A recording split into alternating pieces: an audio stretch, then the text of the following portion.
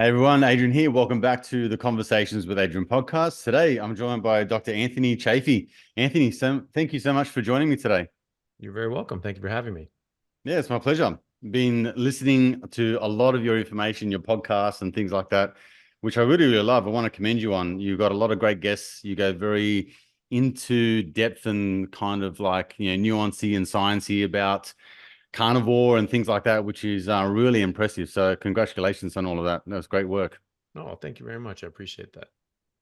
All right, well let's get stuck into it. I have interviewed Sean Baker before about the carnivore diet and things like Mhm. that. And so it's funny how you kind of like leap over from Saladino to Baker to yourself, and then you kind of find guys that are on the same tune. And well, it's almost like prior to your introduction to the carnivore diet, you had sort of no idea that it was even like a way of life for some Yeah. people. And then all of a sudden you kind of find like a tribe of people doing similar things, along the same line. Can you kind of introduce yourself in a way that like gives me a background as to how this kind of all started for you? How did you stumble upon it? Was it similar to me in terms of just, looking around and finding people that were, eating a different way?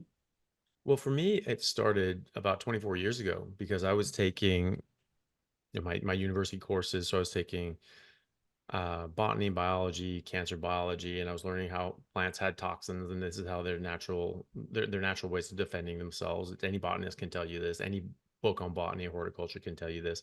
It's well known. We've known that we have to avoid most plants on Earth. We have very select few plants that are even deemed edible, that they're low toxicity enough that we can handle them at all without getting very, very sick, or some that we learn how to detoxify or at least reduce the toxic load, but not necessarily eliminate the toxic load in order to eat them normally. And so, I was learning all this in college. I knew this growing up, but then at the same time, you sort of disconnected from how you're eating because you're just told to eat your vegetables. And I guess someone figured it out, and these are the ones that we're supposed to have, and they're totally safe, but they're not. And so I started learning about this, and I had a professor of cancer biology who basically told us the same thing that these things actually had a lot of toxins in them. The ones that we were eating had quite a decent toxic load, and that they could cause cancer, that they had carcinogenic properties and mutagenic properties. And this is something that's recognized by the WHO, multiple governmental bodies, and pretty much anybody who studied botany. And we were very blown away by this. And we learned that at the time they had discovered 136 known carcinogens just in Brussels sprouts, and over 100 in mushrooms, and over 80 in spinach and kale and broccoli and cabbage and lettuce and fruits and vegetables and everything that we would eat normally. And we were very blown away by this. I was very shocked. And I remember thinking he must be joking. Everyone was looking around, literally looking around wildly, like this has to be a joke. And it wasn't a joke. And then I remember thinking in my head that, vegetables are still good for you though, right?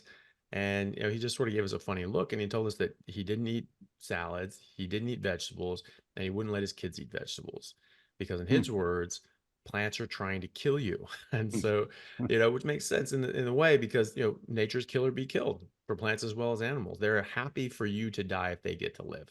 I mean, they don't have the happiness thought process. They don't have a central sort of cerebellum or cerebral cortex or anything like that that would allow them to think that. But this is just survival. Even latex is, we use this for gloves. We use a lot of these different defense chemicals from plants to our advantage medicinally and otherwise. So latex is just, we use that as gloves, but this is actually a sap that gets released as a defense when a plant is getting chewed, and the animal starts chewing on it. It releases latex, and that actually glues their mouth shut. It's very tacky, and so it glues their mouth shut. They can't keep eating it, which is a pretty elegant way of stopping something from eating you. Just glue their mouth shut. Hmm. So that works for the plant, but unfortunately for the animal, they generally die because they can't get their mouth unstuck. So they're happy for something else to die. Like if you get too close to a wild animal, herbivore or otherwise, it might feel threatened, and it might kill you just because it feels threatened. With like a buffalo or a bison or a moose or a stag, you get too close to that thing. It says like, this is a threat. This is something that's going to try to hurt me. I'm going to kill it first. So it's the same in the plant kingdom too. And so I didn't come across anyone that wasn't. This was back in the early 2000s, so I didn't even know about YouTube or anything like that. There wasn't these people talking about this. I just had this professor that just said he didn't eat vegetables and wouldn't let his kid eat vegetables, and plants are trying to kill you. I'm like, right, sold, not going to touch these things. And I Wow. just defaulted into eggs and meat because I just went around the store saying, okay, well, what doesn't have plants? And those were the only things I could find. Everything else, I was quite shocked. And that's just the way I ate for 5 years after that. And I've never felt better until now. And I sort of slipped off of it because I didn't have a lot of the information available to me at my fingertips, and I didn't find other people that were doing this. I had no I knew no one that did this, and I didn't even talk about it. It was just like I just saw what I wanted, and I would just pick out the meat bits. I just would never touch plants, and so now I came back to it about 6 years ago. I saw Dr. Baker on Joe Rogan. He was talking about how you could only get all the nutrients you need from meat. And my brother told me about that. And I was like, well, that doesn't sound right. That's not what we're taught. But then something in the back of my head said, well, I basically did that for 5 years and I've never felt better in my entire life during that time. And I've always been trying to get back to that. Like, how do I get back to feeling as just superhuman as I did in my early 20s? And there was a line when I was 25 that I was superhuman amazing. A couple months later, I really don't feel that great. And I didn't know what Really? it was, but that was it. I started transitioning off. And so I looked at it, I watched the Baker interview, and within 5 minutes, I mean, I knew he was really onto something. And, I knew about the plant toxins and I knew about, cholesterol was really just a scam, and it built on all these things. And it just dawned on me, wait, hold on a second. Humans actually are carnivores. That's just the kind of animal that we are. And that's how I was living. I was living as a carnivore. I was eating our natural diet. Animals need to eat their natural diets. That's why there's signs of the zoo saying don't feed the animals. They get very sick if they don't eat their natural diet. We forget that we have a natural diet, that we're animals, and those same biological laws apply to us.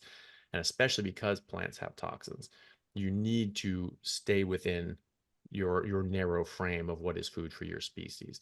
And so I said, right, I knew it. I knew plants were trying to kill me, get rid of these stupid things. And I just went back, and I've only eaten meat ever since then. And I felt amazing right away. And I lost quite a lot of weight. I was 38 at the time, so I'm middle aged. I'm not, able to exercise and work out and get the same results as I did when I was 22. And so I was just, sort of a slog, and I was trying to get back in shape after doing humanitarian work in Bangladesh, and it just wasn't really going very well for me. And then I stopped eating vegetables. I was already not eating carbs just because I just personally, I wasn't doing keto or anything like that. But I just noticed that when I ate anything with carbs, my back hurt a lot more. And I was like, well, don't like that. So I just weaned that stuff out anyway. So it was just vegetables and lean meat. That's what I was eating. And I didn't feel great on that. And then I just Mm, dropped the vegetables and started eating a lot of fatty meat. And my health dramatically changed. And the weight plummeted off of me. And then I started putting on muscle. And I started feeling so good within 2 weeks. I was like, yep, I'm going back to play rugby again. And so, at 38, I felt like I was 22 again. I could just run and sprint and go as hard as I could in my early 20s. I just felt amazing. And I've just felt amazing since. So I started looking into this more and more and started digging into the research and saying, okay, what do we know? What can we prove? What evidence is there out there? And because I was taking a bit of time off, I've been doing humanitarian work, and then I was just sort of in a, sort of, I don't know, there's several months that I was between when I started my next contract as a doctor, and I just, so I had time. I had like 8-10 hours a day. I was just digging into the literature and just reading studies, mm. and so I learned quite a lot, and it was very interesting. Now I'm just trying to share that with others. Wow. You realize how nuts it sounds what you've just said, right? Like Yeah. it's fucking diabolical. Like you sound crazy, but then you also but then you reference things to do with um like things that are in the WHO, and there's medical literature, and there's botanists that are saying these same things that you're saying, Mhm. which is totally contrary to what we're all told. Yeah. And yeah, like let's maybe explore that a little bit more. I know you've mentioned a bunch of reasons why plants are toxic, but again, it's so polarizing, Anthony, like what you're saying, Mhm. because you're just raised to think that eating a salad, greens, leafy greens, especially dark leafy greens. They got the most alkaline. There's so many nutrient dense foods that are so good for you, right? And then there's also, well, why would there be all of these things growing and I can grow them readily in my garden out the back here, but you're saying that they're poison? Like, why? That again, it doesn't make sense. So let's kind of delve into that a little bit, because it's quite perplexing. You're talking about something that I've been eating from a child and that I've fed my children, and you're also saying that they are killers, right? And so it doesn't, yeah, it doesn't compute in my mind. Although Right.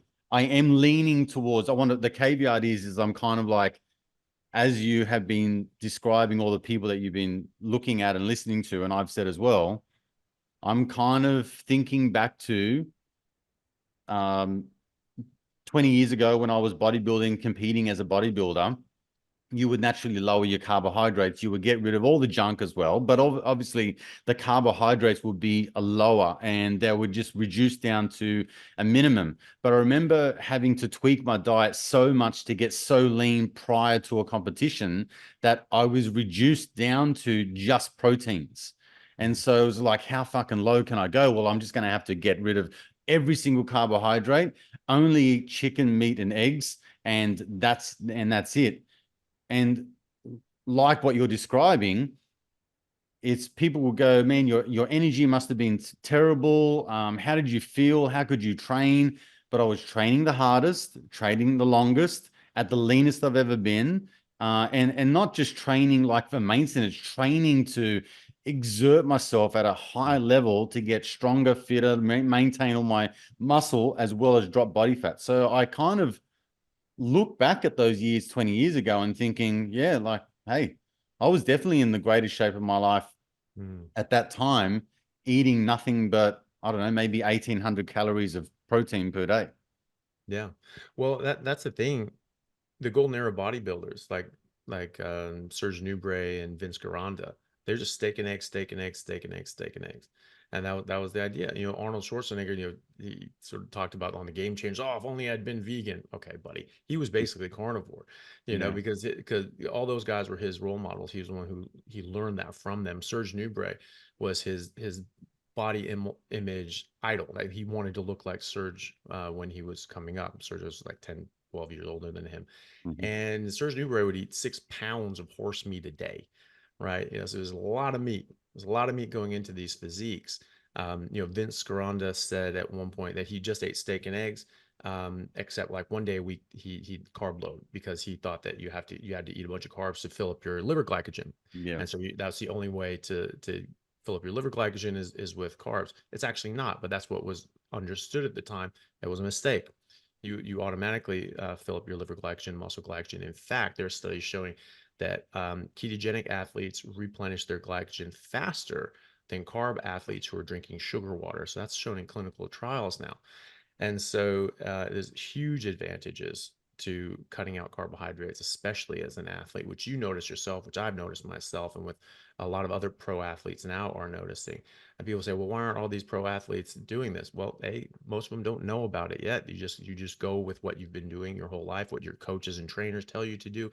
But also the ones who do know about it, they're not saying anything because it's such a massive performance advantage. They don't want people knowing about it. So there are entire teams here in Australia that are transitioning to carnivore. And I know the sports medicine doctors who are helping them do that. And I know the sports medicine doctors who are helping individual athletes in pro rugby with the All Blacks, Australian rugby league players. These guys are going like the Frank brothers in New Zealand, Mm. All Blacks. To my understanding, they're carnivore. One of them's a prop at 38, and he just got signed to another contract at Crusaders. No prop is playing international level at 38 except for him. I mean, this is absolutely outstanding feats of physical performance, and it can really only be done if you have optimized nutrition. um, you talk about how growing things in your garden, all these things are toxic. Well, they are, but it is relative, right? 390,000 plants in the world, most of them will kill you, right? You get lost out in the woods, you run out of food. Most plants will harm you. You can't just eat any random plant if you're starving. You need to know which ones are at least relatively safe in the sense that they won't kill you that day. You can get nutritions and you can survive. So plants are survival food, and that does give us a survival mechanism.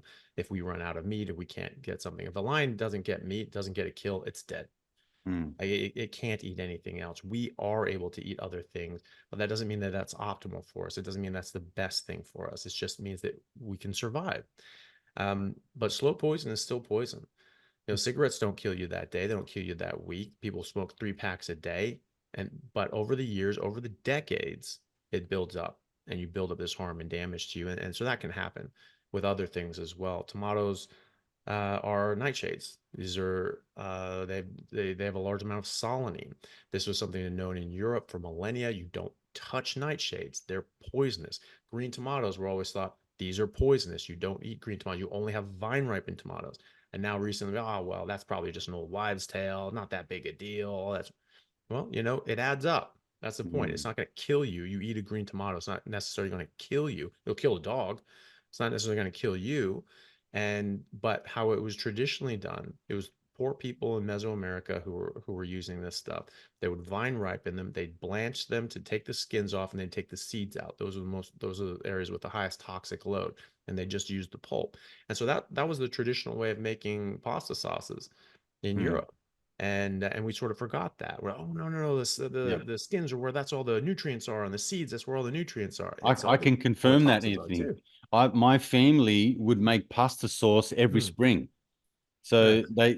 my nonna and nonna would make pasta sauce and they would store it in bottles underneath their house. So every year we would have, I'm talking like maybe 30, 40, 50, 100 crates of Mm, tomatoes. And they used to have this machine that would skin and take the seeds out of the tomatoes, and you're left with everything else, grind it all up, and then you would like sort of clean up the bottles and all the beer bottles and things like that, and get beer cups and caps and fill them up and then store them underneath the house. So that is 100% fact. That's what they yeah. how they made the sauce.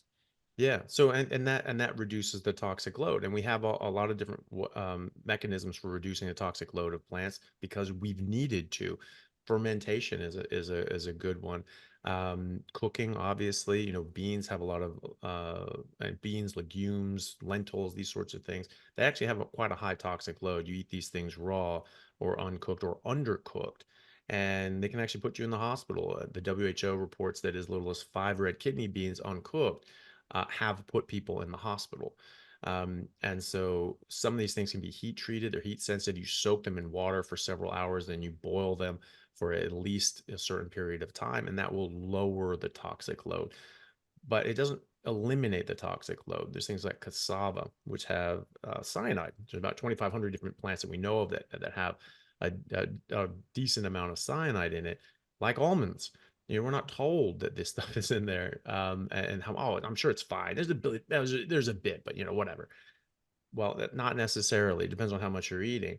The WHO, if I remember correctly, they say about like 10 milligrams a day. Like that's as much cyanide as you're supposed to have. Cyanide is toxic to your mitochondria.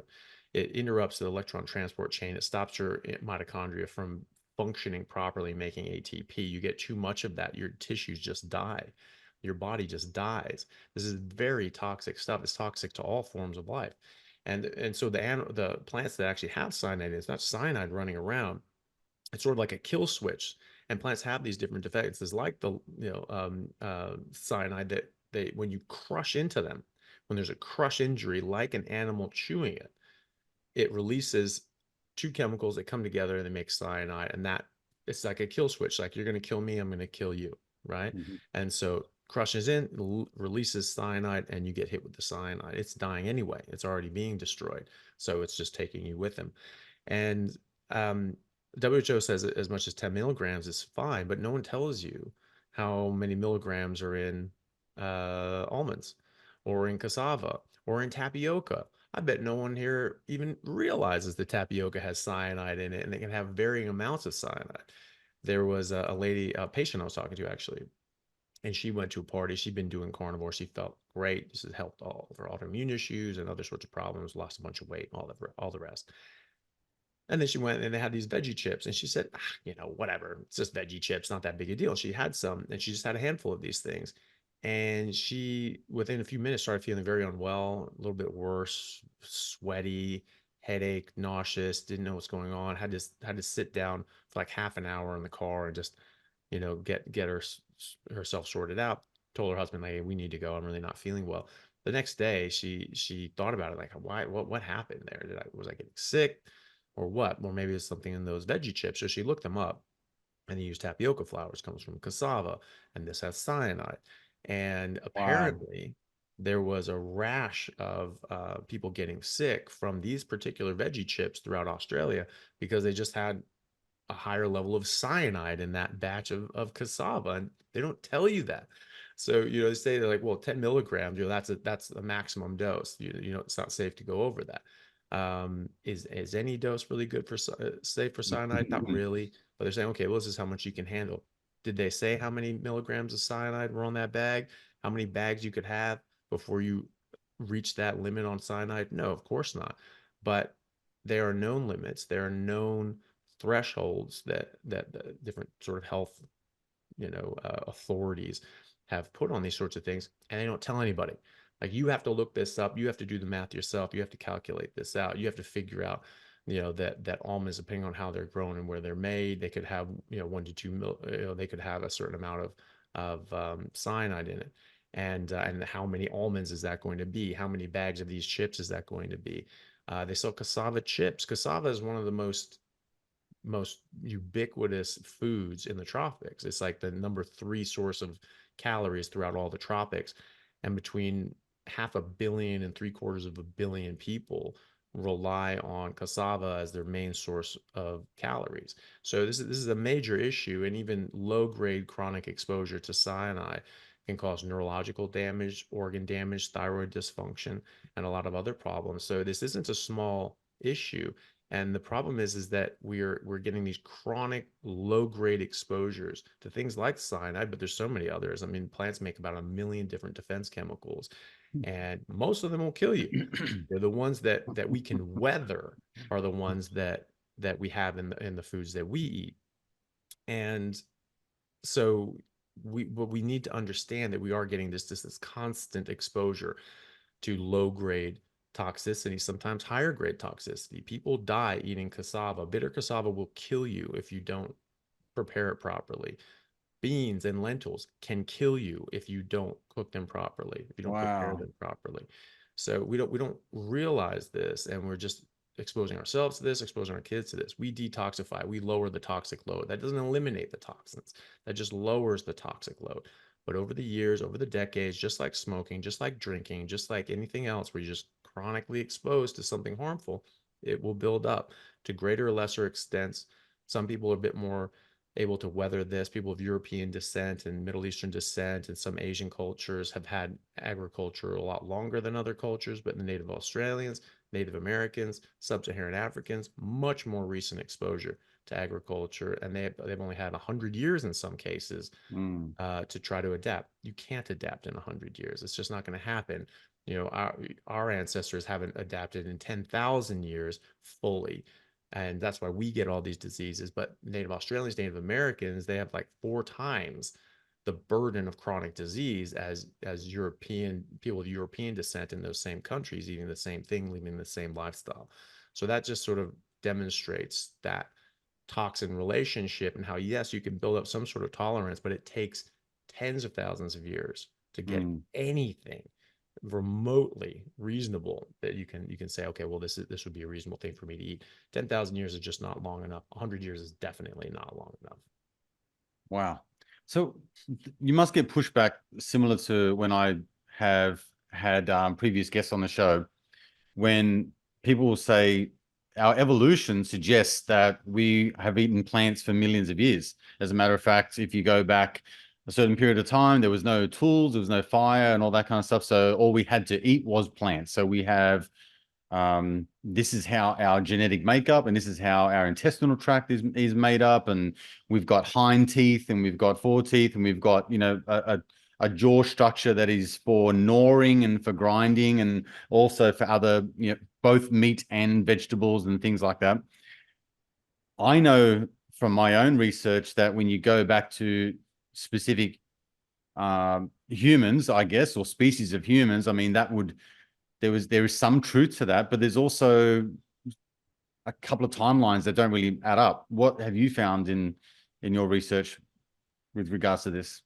So the thing is that most of those arguments that they make, oh, we've been eating plants for millions of years, there's actually no evidence of that. Actually, if you talk to paleoanthropologists and archaeologists and people who study this sort of thing and study the fossil record, they show that we've been apex predators for about 2 million years. So we did have an herbivorous past. Our ancestors about 6 to 8 million years ago split off from other primates who were herbivorous, and they started eating more meat, more meat, more meat. And we actually had carnivorous adaptations. Say, oh, we don't have big claws and teeth like a lion. Like, well, we're not felines, right? We're not canines. We're primates. And so we have primate teeth. They actually have carnivorous adaptations. You look at a gorilla's mouth, big old fangs. Why? It doesn't eat meat, right? It eats vegetables, right? So just because you have fangs doesn't make you a carnivore, and just the lack of fangs doesn't mean that you're not, right? There are many fish that don't have teeth at all, and they only eat other fish. There are birds of prey that have beaks, just like other birds that eat seeds also have beaks, right? So that's not necessarily what makes you a carnivore. What makes you a carnivore is, do you eat meat? Right? Do you need to eat Right. meat? Is there essential nutrients in meat that you have to have that you can't get anywhere else? So that's what that is. So we started eating more and more meat, more and more meat. We had to start having more adaptations. So our jaws actually got smaller. We didn't have big, massive jaws like a gorilla, big muscles of mastication like a gorilla. A gorilla's head, you look at their head, it's sort of a similar size to ours. That's not brain. That's not skull. Most of that is muscles of mastication, the temporalis muscle. And so they have this big ridge, big 2 inch long ridge of bone up over their head, and the muscles are sticking to that. That's most of the bulk of their head. Their brains are actually quite small. Their jaws are huge. Their teeth are huge because they're chewing on very tough, fibrous material, sticks and plants and leaves all day. They have to eat about 60 to 80 pounds of leaves a day, like a big silverback gorilla. Like 250-pound silverback gorilla is eating like 60, 80 pounds of leaves. That's a lot of chewing. Meat is soft. You don't need big, strong jaws for that. You don't need big teeth for that. And so our teeth got smaller and smaller. Our muscles of mastication got smaller and smaller. This is what you see in herbivores versus carnivores is quite often the carnivores will have much smaller muscles of mastication. Now they'll have big, strong jaws and things like that, especially things that rely on their bite force. But the herbivores have massive muscles of mastication, big jaws, big, heavy, heavy sort of jaws and teeth because they're just chewing and chewing and chewing and chewing on this stuff all the time. So they Mm. need that as well. And and you talked about yeah, so the evidence shows that in the last 2 million years, like, so we started developing tools and we sort of developed our brains. So we didn't need our teeth. We didn't need to develop claws because we developed our brains. We figured out tools and tactics. We were scavengers at first. We were, trying to just get the scraps of other animals. Actually, the signs of first tool use was stone tool use was actually using just rocks as pound stones to crack open the skulls of animals that had been picked clean by other animals and get at the Mhm. brain. And so we had this extremely nutrient dense food source of the brain that nothing else could touch because it's trapped in this really tough skull. And so for millions of years before we had the first sharp edged stone tool, 3.3 million years ago with Australopithecus, there was a few million years before that there Mm. were signs of our ancestors using these pound stones to crack open the skulls. Then we started eating more meat, had more of these changes, started getting taller, teeth got smaller, jaws got smaller, brains got bigger. And then we started figuring out tools. Homo habilis was around when the first ice ages started, and the ice shelf started coming down. And some of the sort of people of that camp say, "Oh, no, we're just eating plants all the time." Okay, well, what happens during the ice age? Well, they were just running away towards the equator. Literally, they just make that up. That is not what the evidence says. That's not what anybody who studies this field or teaches in this field has ever said, to my knowledge. And so it's just making it up. In fact, the fossil records show the Homo habilis started moving up into the ice, right? They didn't run away from it, they Really? ran into it, right? Well, that's where the megafauna is. They figured out how to become apex predators. They figured out how to hunt these things on their own and take down giant animals and now use their tools to cut them up and get all the organs and all the meat and all everything. And it was all their own. They didn't have to scavenge. They didn't have to fight things off. They just took the prime example. In fact, we've become some of the most successful hunters, not only apex predators, but super predators, because we're not just picking off the straggling, the weak, the old, the young, the sick. We go after the big bulls. We go like, that one looks the best. I'm going to take that one out. That's how powerful we were, as hunting in groups with our tools and our tactics. That's what we could do. We could take out the prime examples and get the most nutritious animals. And in fact, there's evidence that people were sport hunting long Mm. before modern era. That there was an article from the Smithsonian that I read that said that our ancestors probably hunted cave lions to extinctions just for their pelts. They just wanted to throw rugs, So they found Wow. just all these just rugs, these skins just everywhere. I'm sure they ate it too, but that was what they were saying. It was they thought this was more for sport. That there were signs that they were just hunting for sport as well as for meat and going after the prime prize sort of animal. So we're Mm. actually some of the most successful predators that have ever existed. We become the most successful species that has ever existed during the ice ages, likely because of the ice ages that forced our ancestors to sink or swim. And the ones that swam are who we are descended from. And so, and there's something called the stable isotope research that looks at nitrogen 15. So it's a stable isotope of nitrogen that we can see. You can actually look at the trophic level of different animals, meaning that sort of where are you in the food chain. And Mm. so, herbivores have a certain amount of nitrogen 15, and then animals that eat the herbivores will have a higher concentration of nitrogen 15, and the ones that eat them will have higher, and so on. So you go up the ladder. So like fish, you'll have very different trophic levels because generally you have like a shark or a whale eats fish that eat fish that eat fish that eat fish that eat algae. Mm. So there's all this gradations down the food chain. Our ancestors, early humans and Neanderthals, both, and Neanderthals are humans. They're just not Homo sapiens. But they are humans. Um, they had a higher carnivore rating, higher trophic level than lions, hyenas, foxes, and wolves alive at the same time in the same area. Now, maybe we lived longer and that gave us more time to build this stuff up, but also we know that we ate lions and hyenas and foxes and wolves at the same time. So the idea that we have just been eating plants the whole time is not true. Um, Sometimes people will glean information from modern day hunter gatherer tribes and say, well, this is must be how we've been living forever. Mhm. No. First of all, they're not living in an ice age. Second of all, they've been displaced off their land. Third of all, they've been sectioned into like this little tiny area and told you're not allowed to hunt big animals like you always did before. So now they have to sort of eat other things. And they've getting introduced to more Western foods. People talk about the Maasai and they say like, oh, well, they eat all sorts of stuff. Yeah, they didn't 100 years ago. Mm. 100 years ago, they just ate meat, milk, and blood. And that's actually a new adaptation too, because we weren't living like that during the ice ages. We were living like that post ice ages after the megafauna died out. That's when we had to sort of revert, go to animal husbandry and agriculture because we didn't have all the large game that we had for millions of years because there's some sort of die off about 15,000 years ago or so. And that made a huge impact on people. So people say, well, the Hadza eat a bunch of honey and they have tubers.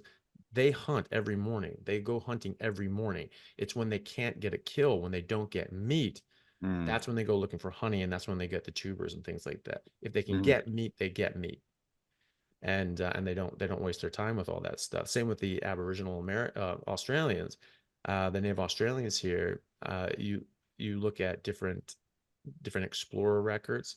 I saw one from a Belgian uh, captain, I think he was of a ship down in the 1600s, and he was going all over Australia, and he was living with and observing the native Australians, and there's a whole chapter on their diet.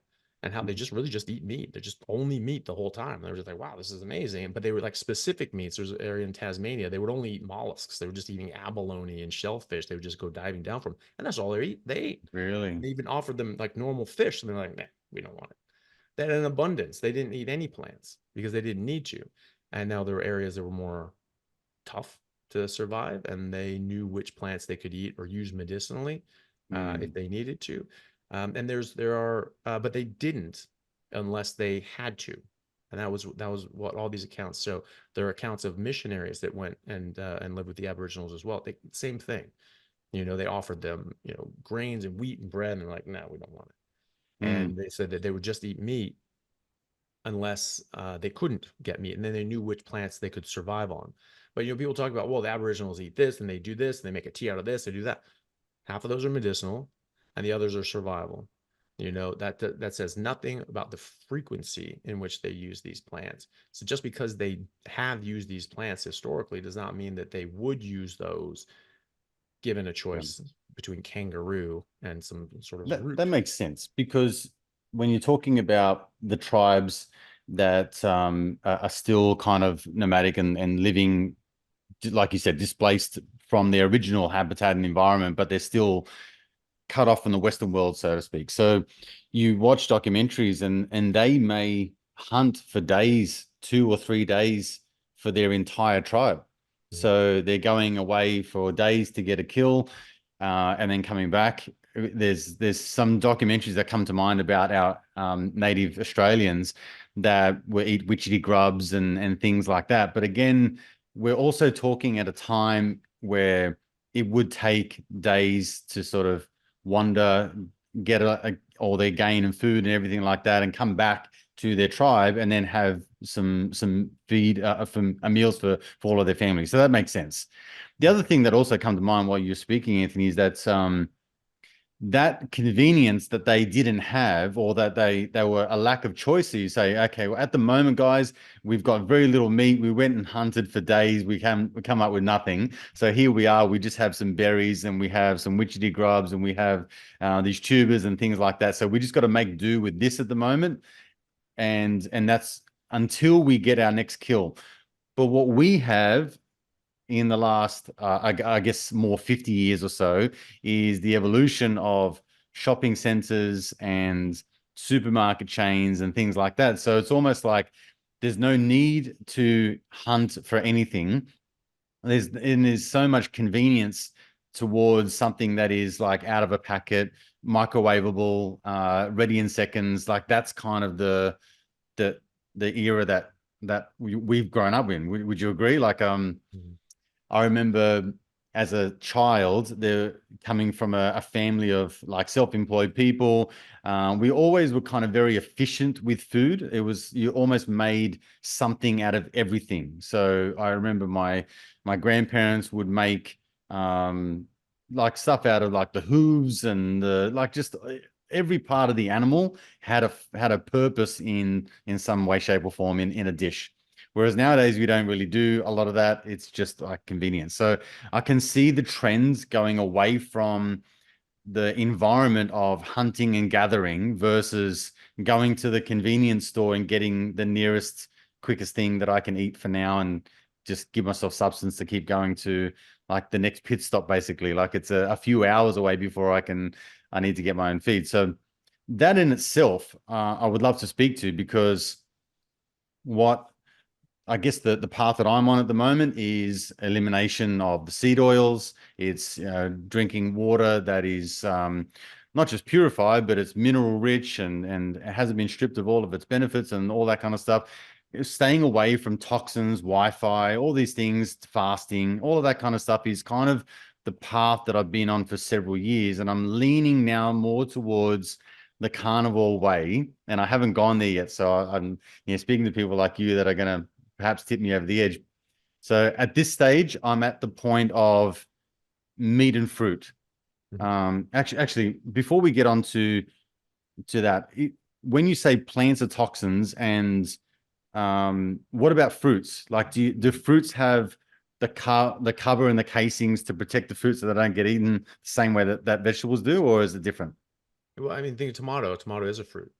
right? Sure. So Tomato, something like cucumbers, all those sorts of things. But what yeah, about um, sweet berries, fruits. watermelon, Yeah. papaya, or something like that? Yeah. So in general, if something has fructose, it has a lower toxic load for humans. Got it. And it's thought that evolutionarily that's why we recognize fructose as very sweet. But that doesn't mean that there are no toxins in them. Uh, Good example of this, grapes will kill a cat, right? Sorry? Why? Grapes will kill a cat, Right. right? Why is that? Because there's something toxic in it that will kill it, right? So there are toxins in there. Really? Yeah, so there are toxins in all fruit. So the plant wants something to eat the fruit, not necessarily you. So most of these things have evolved with birds. I mean, think about wine, right? All the tannins and all that sort of stuff that are in there. That comes from the grapes, right? So those are the toxins that are inherent in the grapes. Tannins can bind to proteins and other nutrients and block them and strip them out of your body so you can't absorb them. They're called anti-nutrients, and there's a lot of different kinds of tannins. They have a lot of different effects, but that's one of them. And there are many other sorts of harmful things in there. If you think about it this way, if you get lost in the woods and you look for something to eat, okay, well, fruit, let's eat fruit, and you just see random bulbs and random red berries around, you gonna eat them? Mm, I'm not. not quite. No, most fruit will kill you, right? Most fruit will kill most animals because they generally evolved with different animals such as birds to eat that animal to eat that fruit and then move the seeds. Good example is a cassowary bird here in the tropical areas of Australia. They are frugivores. They only eat fruit. There's about 150 varieties of fruit and berries that they eat. Every single one will kill you dead. Every single one will kill every animal except the cassowary bird. And these are tropical fruits. And it's like, oh, the tropical fruits. You just live in the tropics and everything. No, no, you still need to know which fruits to eat, because those seeds will only germinate in the digestive tract of a cassowary bird. So if they're not eaten by a cassowary bird, they will not turn into a plant.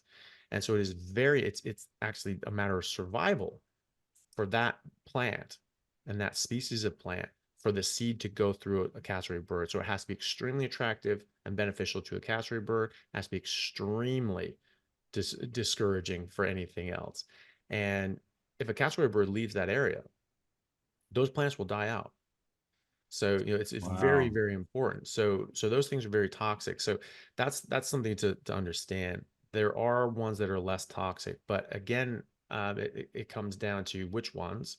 Obviously, like I said, things with fructose will have a lower toxic load in general, but that doesn't mean it has a zero toxic load. There's like grapes will kill a cat. So there's something in there. There are tannins, there are other sorts of things. Hmm. Avocados have a lot of oxalates.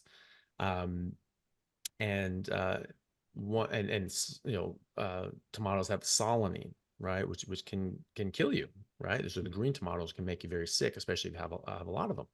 So the thing is too is that just like green tomatoes and ripe tomatoes, those are very different things. So when the seeds are unripe, when the seeds are unready and it's unripe, the plant does not want anything to eat that. So it's harder. It doesn't taste as good. Doesn't generally have any sweeteners in it, and it's more toxic. Has a higher toxic load. So avocados, for instance, when they're green, they have 4 times the oxalate load. Oxalates are just a plant toxin, a defense chemical. It can actually turn into oxalic acid in your blood and strip out nutrients and minerals like calcium and iron and other sorts of things, and it can be really harmful. 75% of kidney stones are calcium oxalate stones. And in medical school, they're like, oh yeah, people have more calcium in their diet, they're going to get these calcium oxalate stones. But they emphasize the calcium part. But calcium is supposed to be in your body. It's supposed to be in your blood. Oxalates are not. And so it's actually the oxalate part of it that's the bad part of that equation. It goes in and it starts binding and stripping out and chelating the calcium out of your body. So and they can kill you. Liam Hemsworth put himself in the hospital with acute oxalate poisoning after 3 weeks of spinach smoothies every morning, and he had these massive kidney stones. Had to get surgery. You can die. It's in the literature. People have died from acute oxalate poisoning. Really?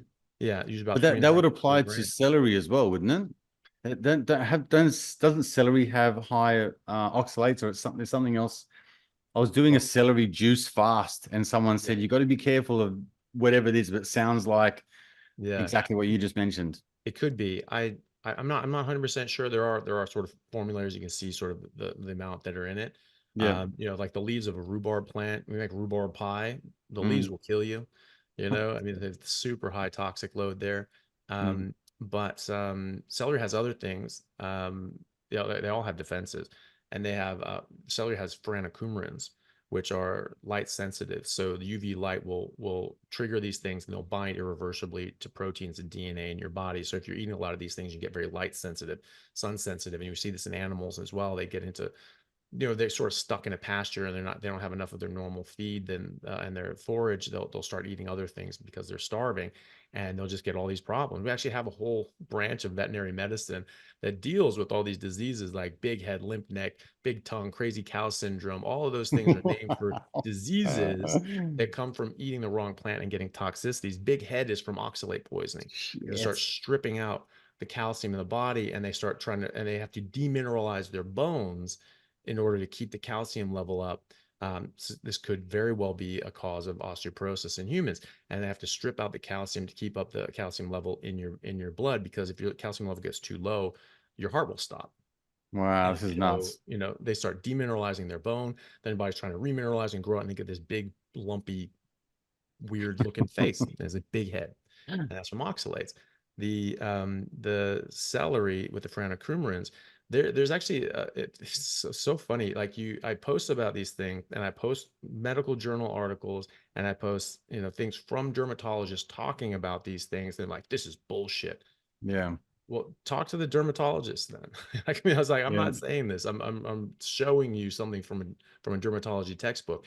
There's something called phytophotodermatitis. Phyto meaning coming from plants, photo light sensitivity dermatitis. So you get plant toxins like phenocoumarins that make you light sensitive, and you're getting scorch, you're getting burn, you're getting rashes. And so there's something called Mm. celery dermatitis, which is a phytophotodermatitis. And you can actually get second degree burns from eating celery or having those celery juices, like chewing on it, have it like drip down your face. And people have Wow. done this. And I posted about this, the pictures of this little girl who was sort of chewing on celery out in the sun, and her face got scorched, got these chemical burns on her face. And, but also, when you eat it, it actually gets you into your body and it causes harm, and you have to detoxify it. It causes you to be more light sensitive. Most people understand that if you're taking certain medications, you can't eat grapefruits or drink grapefruit juice, and that's because of these phenocoumarins. All citrus has phenocoumarins in them. So grapefruit, again, it's not really all that sweet, is it? Limes, lemons, not all that sweet. They'll have a higher toxic load, and Mm. so they they have these phenocoumarins in them, and you have to detoxify them. The liver enzyme in your liver detoxification system uh, uses certain enzymes to detoxify these things, break them down so they can be eliminated. Well, those same enzymes are used to metabolize different medications, and so if you don't have enough of those, then you'll get wrong doses. Either it won't metabolize the medicine into its active form, and you'll get too low of a dose, or it won't break it down and remove it, so you get too high of a dose and you get a toxic dose. So you can't take these things. And so, with oxalates, going back to the avocados, there are 4 times the amount of oxalates in unripe avocados. And so the problem is that if you pick them before they're ripe, they don't go away. They don't just break down as soon as it's ripened. The plant has to pull them out and extract them when they're ripened. And so you have 4 times the toxic load when it's green. When was the last time you bought a fresh pick that day ripe avocado from the store? Mm. Doesn't Oh, if you, exist. yeah, They're too sweet. Yeah, only if you they're go to too sweet. Woolies, I think they'll only sell you the ones that are hard as a rock. Then they rot Yeah. in your fridge for the next 6 weeks, and then you can't eat them anyway. So, Yeah, yeah, I know exactly. exactly what you're talking Exactly. about. But so when you mention Anthony, when you say toxicity, is there a correlation between inflammation in the body and toxicity, or is that what you mean, or do they go together? So they can go together. Some things that will increase in inflammatory reaction. I mean, simple demonstration of this is autoimmunity. You have Mm, these lectins and other sorts of defense chemicals that get into your body, and then they'll actually bind to different organs in your body. They can attack your thyroid. Then your body will make uh, antibody against that complex and start attacking it, because this is a foreign thing, and your organ gets damaged in the crossfire. The other thought is that they'll get in their body and will attack those and then you'll get cross reactivity if you have sort of molecular mimicry. There's a similar molecular design to your cells and these lectins, or some sort of molecule on your cells, and then you get this cross reactivity. The other thought was what I said before, was that these lectins and different sort of plant toxins sort of bind onto, which they can bind onto the different carbohydrates expressed on the surface of your cells, and then your body attacks that complex. That's probably more likely because we see specific antibodies for Hashimoto's disease, Graves' disease, and other sorts of diseases, and we can check. Do you have the antibodies for this? Oof, that's pretty specific. Mm. So if everyone were eating these lectins and your body was just reacting to these lectins, it probably would you would all sort of have the same antibodies, unless if you just happen to make the right kind of antibodies that sort of locked onto it. But it's theorized that that might be one way that these lectins actually bind onto your cells, and then your body attacks that complex. Either way, your body is reacting to a foreign object, is reacting to something that's not supposed to be in your body. None of these lectins are supposed to be in your body. None of these plant toxins are supposed to be in your body, and your body has to defend it. And so you can get increased a reaction, an inflammatory response, which is appropriate in certain conditions because you are trying to detoxify and get this stuff out of your system, stop it from being, from doing any harm. But it can have, you have chronic exposure, and you're chronically increasing your inflammatory response. You get this chronic inflammation that can cause a lot of problems, and you get an overwhelming inflammatory response like autoimmunity, and then you have a specific disease pattern from attacking your own cells. Mm. So, but there's so many different kinds. There's all sorts of different classes of defense chemicals and what they do. Some are just directly toxic, like cyanide. It will just destroy the functioning of your mitochondria, and it just stop your cells from working, and your tissues just shut down. There are direct toxins in water hemlock, which is the most poisonous plant in North America. Even as little as half of a leaf can kill an adult. Wow. And what they do is they bind to the GABA receptors irreversibly. They bind these things off. The GABA receptors are in your brain, and that's sort of a calming receptor. So you have these excitatory and calming signals that you're getting from different cells, and you need it in a balance. So you need things turning on and turning off when they're supposed to turn on and off. And GABA is part of that turning off function. And if everything's just turning on, turning on, turning on, turning on, then all your cells are turning on, and it's called a seizure. And so you can't stop having seizures because this is bound onto all the calming receptors for GABA. Yeah. So even giving medication is really not going to do anything, and you die within 2 minutes. And so there are things that are That's directly amazing. toxic, yeah, that just kill you, and some of these things that are directly toxic and just low grade damage over the years and decades. And there's so many other, I mean, there are things that disrupt your hormones. For instance, soy, especially unfermented soy. Soy was always fermented. It was, first of all, it was a survival food. That was what, like, the poor people would have fermented soy packed away. That was like, if they were starving, that was their emergency rations. Now we're just saying, Mm. oh yeah, tofu, this and this and this, and all so great. Oh, raw is so much better. No, it's not. It's definitely not. You want that stuff treated, especially if it's traditionally been treated. And so soy has about 10 times the amount of phytoestrogens that a fertile woman would make in a day, and about 30 to 40 times as much estrogen as the birth control pill. So this is a massive amount. And Wow. and things like flaxseed have even more than that. And so, and people Really? say, yeah, and so people say, oh, Right. there's all these hormones in beef. Oh, it's so terrible. And it's just like, well, when animals have hormones, that's true. But and when they're given growth hormones in order to grow, no, first of all, you don't have to buy that kind of meat, but if they are given growth hormones, it does double the amount of estrogen that they would have. And so I've had patients, they said their oncologist said they had breast cancer, and their oncologist said never eat red meat because of all the estrogen. It's just going to trigger your breast cancer. So go plant-based, eat a bunch of soy and do all this sort of stuff. It's like, Mm. are you out of your mind? Because the beef, for 3 ounces of lean beef, non-treated, will have 2 nanograms of of estrogen. Treated beef, 3 ounces lean, will have 3.9. So technically, right around double. That's scary. Twice as much. My God. Okay, well, birth control pill has 35,000 nanograms.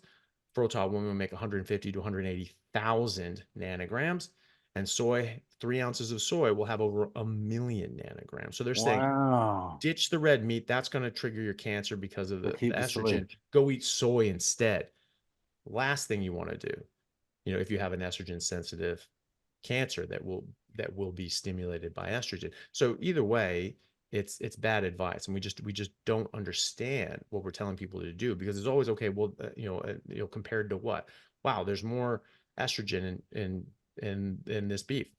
Okay, compared to Mm, what? Well, compared to cabbage.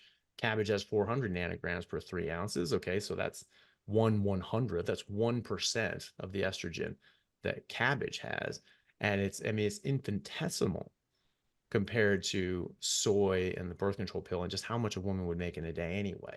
So, advising people that they need to avoid beef for all the hormones. What do you replace it with? You replace it with things that have much more much in the more. way of these disruptive hormones. Wow. Everything that you're saying is so contrary to what we're fed literally and figuratively Mm-hmm. every single day. It's so hard to compute how much of this is backwards in terms of what we're told what to do. You just think of the food pyramid and how it's designed. It's totally contradictory to what you're saying. Look, there's a million questions that I have, but we're going to be here all day. So I want to Could I just perhaps, say one thing too, though? yeah, sure. Just to your point, this goes contrary to everything that be said. But then when you're trying to rationalize, okay, well, what direction do I go? Just remember that from what we've been told to do today, we become the fattest and sickest we've ever been in human history. Agreed. We have never been this sick. We have never been this overweight. We have never had this burden of disease ever.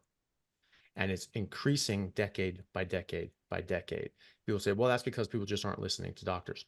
Bullshit. It's because they are listening to doctors. Look at the consumption data. Since 1970, when this vilification of meat came out, they said, oh, can't eat meat, can't eat saturated fat, can't eat cholesterol, this stuff is toxic. What happened? We reduced red meat by over 33%, reduced fat and cholesterol by 30%, increased fruits and vegetables by 30 and 40% respectively, tripled the amount, actually over tripled the amounts of heart healthy polyunsaturated fats, increased grains and fruit, and then added a bunch of sugar to things because everything tasted like crap now. And Yeah. what happened? Heart disease Got rate fatter, tripled. sicker, more stupid. Yeah. That's it. We become the fattest and sickest that we've ever been in human history. And they said we should do this because of our heart health. But the cardiovascular disease and cardiovascular disease rates have tripled since then. In fact, more than tripled. Stroke rates have tripled. Cancer rates have tripled. Type 2 diabetes, autoimmune disorders, Alzheimer's, Parkinson's, neurodevelopmental delays such as autism, they've all increased exponentially. Our obesity rate in America went from 8% in 1980 to now 42% of the population. 70% are overweight or obese. In the UK, it's similar. In Australia, it's similar as well. So that is obviously bad advice. And when you look at the Yeah. objective facts, what is our physiology? What is our biochemistry? What is our biology? What is our biological past? What is it? Can you study botany? Are there these toxins? And there are. When you look at all these things, you come together, you realize this is really bad advice. And you Mm, look at, we're talking about the hunter-gatherer populations and how we really can't glean much information on how we lived during the ice ages and before, when there was megafauna around, from the Hadza and people that have been displaced off their land. But who's a pretty good example of that? The Eskimos, the Inuits, right? They're still living in those conditions like the ice ages. It's just in the polar north. They're living on ice shelves, and they're just eating meat the whole time. And they're extraordinarily healthy when doing that. And it's mm, only in the last century, again, that they've been exposed to Western food, these plant-based foods, alcohol, cigarettes. The Inuit actually start smoking when they're like 8 years old. So this is like very, very high risk. And yet in the 1990s, even though they'd already been incorporated into Western civilization, even though most of them were not actually living traditional means, they still had a much lower rate of heart disease. And in the 1990s, and they're like, wow, these guys smoke and eat a ton of fatty meat. I mean, these guys should just be dropping dead right, left, and center, but they actually have lower rates of heart disease than the rest of Canada. And so they did a study. and I believe it was 1997. And they looked at it and said, okay, well, maybe they're genetically protected. And that's the argument. They said, well, they're genetically adapted to that. That's different. No, no, no. We're the adaptations. Agriculture is new. We've always eaten meat. That's established. And they're living the same way that all of our ancestors lived during the ice ages. We are the exceptions. We are the newcomers eating plants and living in, endless summer.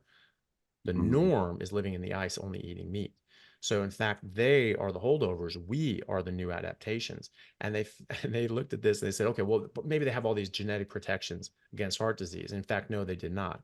They had all the genetic risk factors for heart disease, and yet they had lower rates of heart disease. So the authors are like, oh, look, we have no idea what's going on. There must be something else going on, or maybe these genetic risk factors aren't all they're cracked up to be. And they just sort of left it at that instead of saying, well, maybe the premise is wrong. Smoking probably causes heart disease, probably contributes to that. But the other major risk factor was eating fatty meat. Yeah. And they didn't even think to question that premise.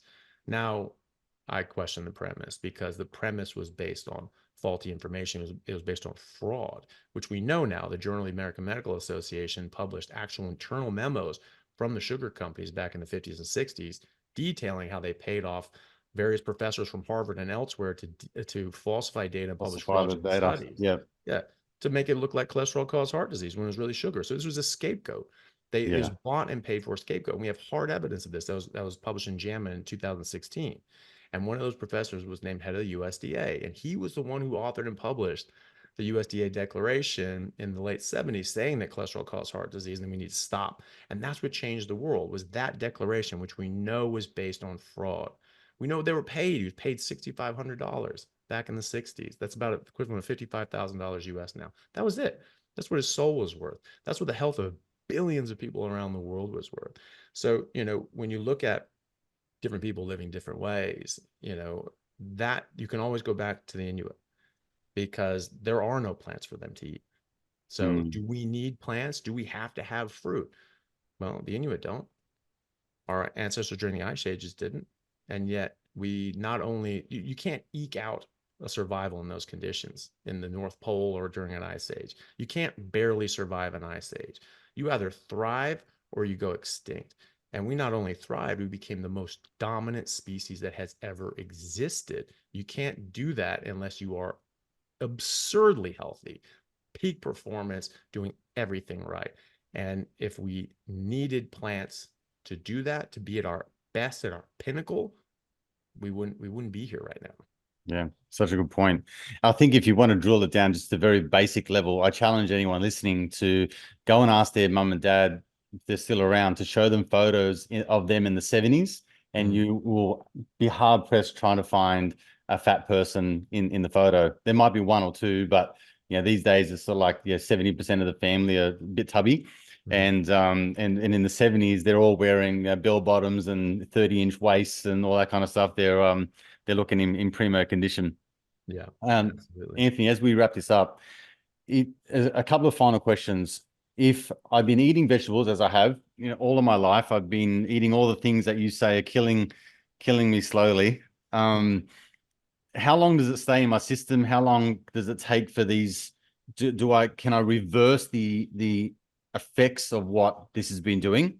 Mm. And the second part of the question is, how do I then transition, or not just me, but anyone who's listening to this, how do you transition? So for me, when I look at someone like you and Sean Baker and Saladino and all that kind of stuff, and they're eating organ meats and fucking testicles and slabs of steak all the time, like to me, it's extreme. And I hear and agree with 90% that everything you're saying.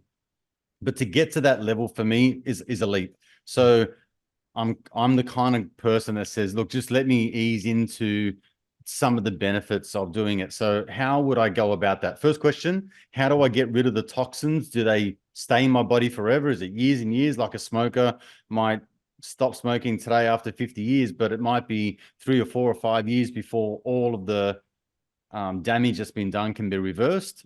And then B, how do we transition into this way of eating and living?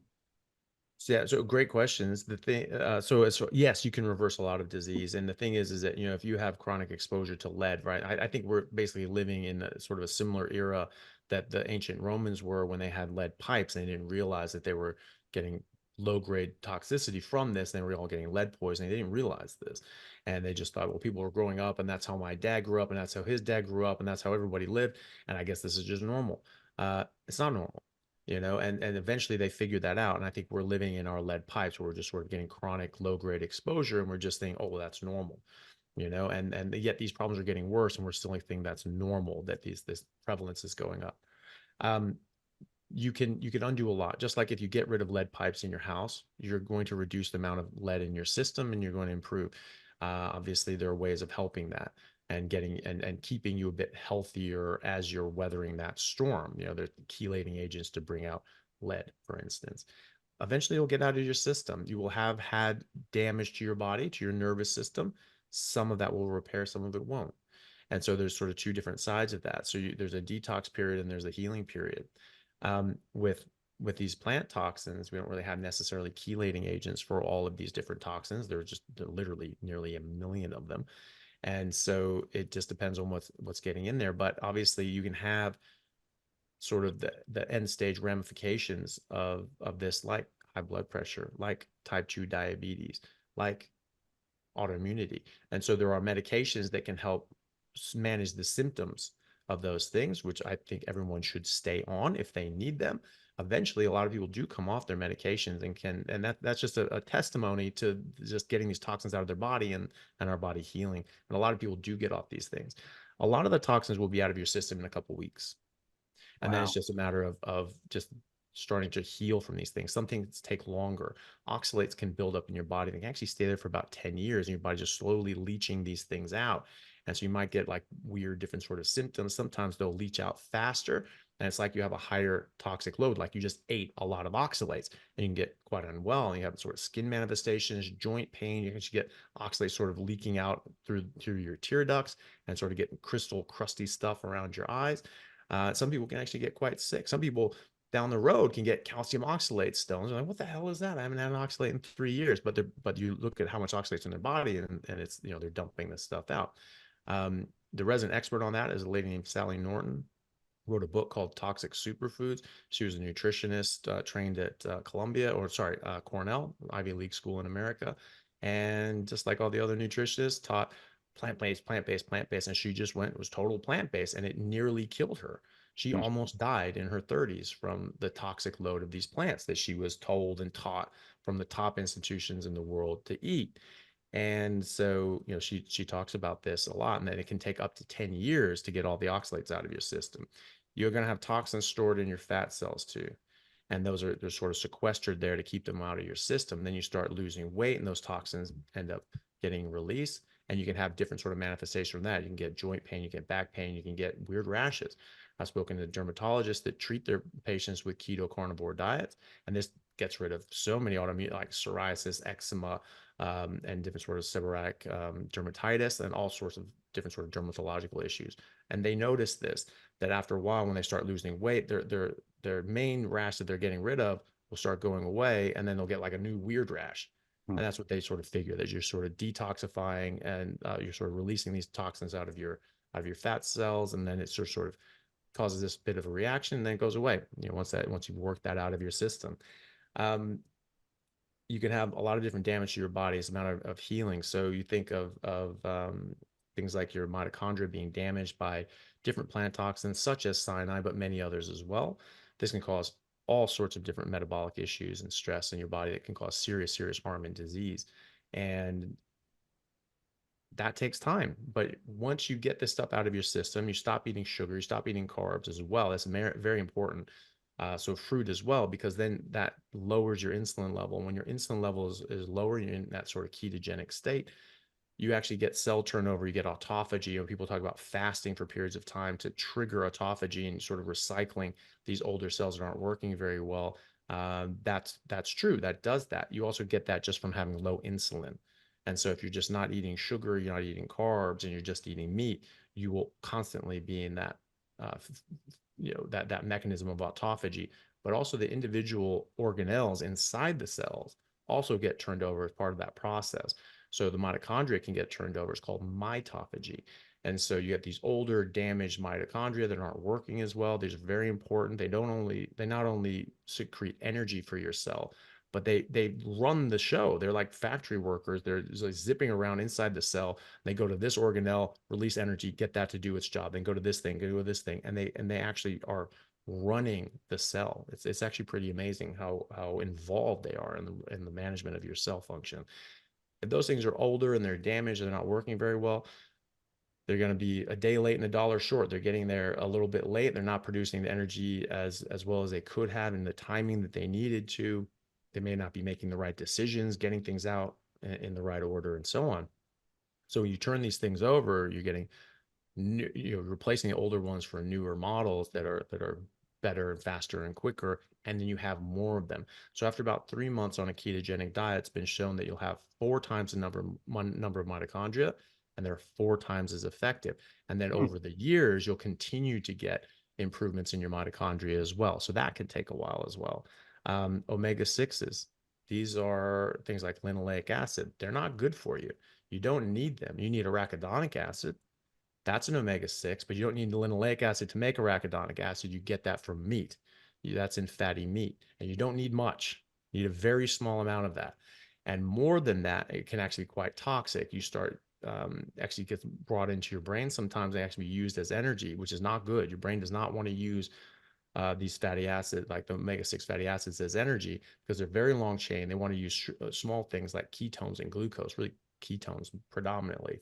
And the longer ones, they break up and they have a lot of oxidative stress, kick off a lot of free radicals, and actually cause a lot of harm in your brain. We store these things in our fat, again, almost like a toxin, to get this the hell away from the rest of our body because we don't really want them there. And that can take a few years actually to clear all that stuff out as well.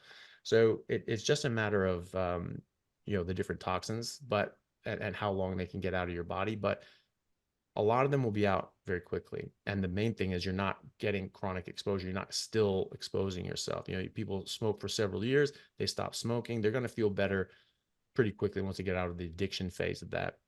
And they'll start feeling better because they're not causing more damage and at least giving their body a chance to heal.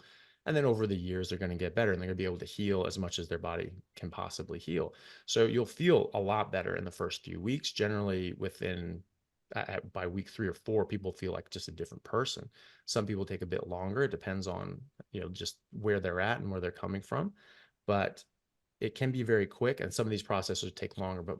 But practically, most people feel a lot better early on once they get rid of all these different plants. To your question about how to transition, there are things that are better or worse. And some of these things are absolutely terrible, like the seed oils, the omega 6s, the linoleic acids. These are really bad for you. And so there were studies, randomized control trials with thousands of people, actually over 10,000 in one study, and they replaced saturated fat with linoleic acid in order to reduce LDL cholesterol. Say, okay, well, these polyunsaturated fats, these yummy, good polyunsaturated fats are good for your heart. We'll replace out these nasty saturated fats. They're bad for your heart. We'll reduce LDL. What does that do to outcomes for cardiovascular disease? It made it worse. More people died of heart attacks and strokes as a result, right? So maybe that's just a product. Maybe that's a product of lowering LDL. Maybe it's a product of taking away saturated fat. Maybe it's a product of just increasing linoleic acid. Either way, it is thought that linoleic acid and omega 6s and these seed oils are highly toxic. They're highly problematic. They perfectly track the increase in cardiovascular disease, which people don't realize is brand new. People don't realize that the first heart attack diagnosed on autopsy in America was in 1912. It was unheard of before then. And so that's why he published it. This was a new thing and no one believed him. They're like, thousands of people have done thousands of autopsies over hundreds of years. No one's ever seen this. You're wrong. You got it wrong. And then more and more started showing up. And so they started, okay, well, maybe there's this new disease in town. 10 years later, so 20 years after the first one was discovered, they found this became the #1 killer in America. And that was at a time where we were eating the least amount of meat that we had in 200 years before or after, right? So how are we blaming that on meat? We're eating far more meat in the 1800s. And yet no heart disease. No one had even heard of this. No one had ever seen this. No one had ever described it. You made your name as a doctor by describing new diseases like Alzheimer's disease, first described as a case report at a conference in 1906. And there's nothing in the literature, there's nothing in the published data at any time before that that describes a similar disease process to Alzheimer's dementia. It was a brand new disease. Heart disease is a brand new disease, and now it's the number one killer. These are major, major killers. We think about this, there's the new things coming in. Hmm. One of those is seed oils. One of those was refined sugars and refined carbohydrates, and the processed food industry, like Kellogg's came around in the late 1800s, early 1900s. And so did Sanitarium Foods here in Australia. So did all these other major cereal manufacturers.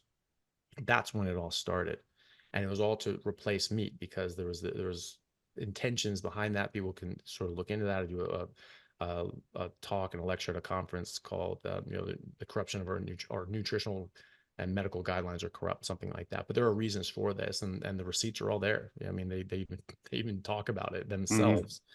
And so cutting out these major offenders is a big plus. Just eating more meat, not being afraid of the fat, understanding that this does not cause disease. We need it. Saturated fat is essential. It's not just a calorie source. There are essential fatty acids that you have to have, or you won't be healthy and you can die. There are essential fat soluble nutrients that you have to have, or you won't be healthy and you can die. And so we need to look at that as something healthy. And I get probably 70-80% of my calories from saturated fat, Wow. and I have for 6 years, and I've never been healthier. And I feel and look younger than I did when I was, 37. And before I look way younger. I feel way better too. And I'm Hmm. 44 now, so it's a massive difference. And so just getting rid of a lot of those main offenders, getting rid of the sugar, the refined carbohydrates, the processed foods, anything comes in a box or a bag, just don't do it. Yeah. Yeah. And the seed oils, these cooking oils, never cook with cooking oils. They should not even be called cooking oils. These were industrial lubricants. That's what they were first designed for, with cottonseed oil. And they just said, hey, we can actually just sell this to people and they'll just eat it, Wow. and it was very cheap to produce, and they made a lot of money off of it. So they just were pushing this stuff very hard.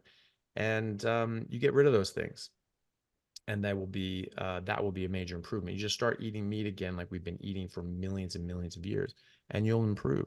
If you can cut out these other things, and you can cut out carbohydrates, especially, so that you're in the proper metabolic state that we should be in. And you're getting that autophagy, you're getting the mitophagy, you're getting this cell turnover and stem cell stimulation. You are going to improve your health. Yeah, so you're talking about like the different organs and testicles people are eating all these other things. Like I eat none of that. Like I think I've had liver maybe 5 or 6 times in the last decade.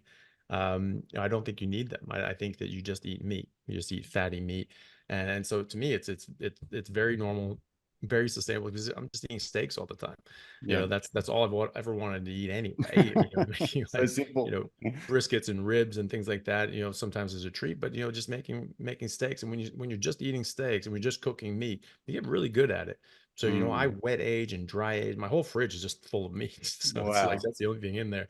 So I can have the whole thing being wet aging, dry aging, putting it on racks, letting it dry out a bit more, getting moisture out. They brown a lot better doing that as well. I have videos on my YouTube channel if people want to watch that. And it's amazing. It's like I'm getting like Michelin star steaks every single day, Hmm. and that's my meal prep. I just cut up a whole bunch of steaks, 3 inches thick, and I put them on drying racks, on a wire rack in a cooking sheet. And I just have them all separated, drying out, and I just grab massive steak once a day. I eat a kilo of meat, and just and that's it. Wow. I'm good for another 24 hours. Some people do benefit from eating organs, especially coming from a more nutrient deprived state, which most people are, unless they're doing a carnivore diet. I mean, that should tell you something. If you need supplements, then by definition, your diet is deficient, and so on a carnivore diet, it isn't deficient, but you may be coming from a deficient place. And Mm. so things like organs can definitely help you catch up with that, but you can go overboard as well. I think that if you do too much, you can get too much of a good thing. You get too much nutrient density. Some For of sure. the organs have a lot of fat soluble vitamins like retinol, vitamin A, and too much vitamin A, you can actually suppress your thyroid and cause other sort of problems. So what I think of it is just think of it as we're hunters back in the day, and you're taking down a buffalo, and that buffalo has thousands of pounds of meat and it's got one liver. So Mm, you're going to feed yourself for about 2 years on that thing, and you're going to have one liver the whole time. So keep that stuff that in mind and keep it in proportion. Most people can just do fine on the muscle meat. Some people need a little help. Sometimes they don't get enough folate, for instance, in the from the muscle meat, and especially if they're low methylated, they have an MTHFR mutation, they might need a little more folate, and they just have a bit of liver. Check. It's easy to check. My folate wow. was fine. My B12 was fine. All of my nutrients were fine after a few years on it. I have no idea where I started from. I always Mm, ate meat, but I'm sure there was a transition period, and that's part of the transition period as well, as you're all building up this nutrient density in your body as well. Organs can help that, but I don't think yeah. you need to go to town. I certainly don't think you need to eat some Yeah. poor bull's balls Bull or anything like testicles. that. I just don't think you need to do that. Yeah, it's nuts. Anthony, Yeah, listen, man, this has literally. been such a great conversation. I've thoroughly enjoyed it. You've been very thorough in your explanation of things and explaining how the genesis of your journey. Where can people go to find out more about you? And because I know you've got like a heap of information across your channels, but if you can just let us know where to go. Yeah, well, thank you very much for having me. It's been a pleasure. My main thing is my YouTube channel and my podcast. My YouTube channel is just my name, Anthony Chaffee, MD, and I've got few hundred videos on there people can go on. And there's a playlist called Getting Started on a Carnivore Diet, sort of a curated list of videos that I think are most helpful when people are getting started to get the sort of core information and also how to do it in a way that's going to be successful. And my podcast is just called The Plant Free MD, just because of that. My whole origins with just not eating plants. And my Instagram is just Anthony Chaffee MD. Twitter is Anthony_Chaffee. And that's pretty. I have other ones, but on Rumble, same thing, Anthony Chaffee MD. So whatever platform Awesome. people choose to use, they can usually find me there. Thank you very much, mate. You're an awesome guy. Loving all your work, and I hope we can circle back to this in a little ways. I'll let you know how I'm going with Yeah, my carnivore transition. yeah, absolutely. And if you have any questions, just hit me up. I'll happy to help. For sure, man. You're a legend. All right, mate. Until we speak again, I'll talk to you Likewise. soon. Good to see you. See ya.